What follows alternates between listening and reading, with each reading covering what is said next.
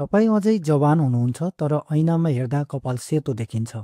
के यो सामान्य हो कि कुनै गम्भीर सङ्केत? आज हामी जान्नेछौँ उमेरभन्दा अघि कपाल फुल्ने असली कारणहरू। कपाल किन सेतो हुन्छ? हाम्रो कपालको रङ मेलानिन भन्ने पिगमेन्टले दिन्छ।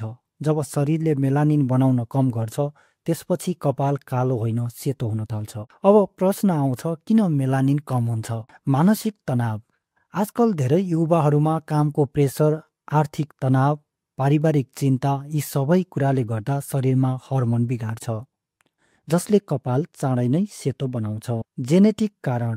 यदि तपाईँका बुबाआमा वा हजुरबुवा हजुरआमाको कपाल चाँडै फुलेको थियो भने तपाईँमा पनि त्यो सम्भावना धेरै हुन्छ। पोषणको कमी।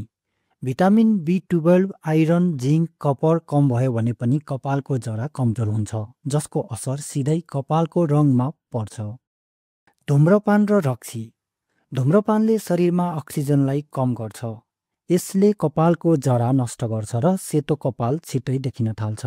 अनिद्रा। दैनिक 7-8 घन्टा निन्द्रा नपुग्दा शरीर आफै मर्मत हुन पाउँदैन।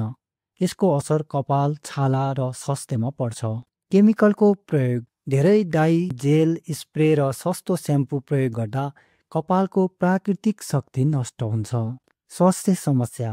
थाइराइड, अटोइम्युन रोग वा हर्मोन समस्या भएमा कपाल असामान्य रूपमा सेतो हुन थाल्छ। अब समाधान के त?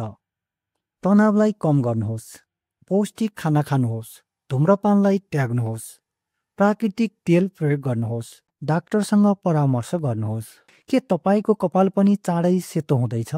तपाईँको अनुभव कमेन्टमा लेख्नुहोस्। यस्ता उपयोगी स्वास्थ्य जानकारीको लागि भिडियोलाई लाइक र च्यानललाई सब्स्क्राइब गर्न नबिर्सनुहोस्। धन्यवाद।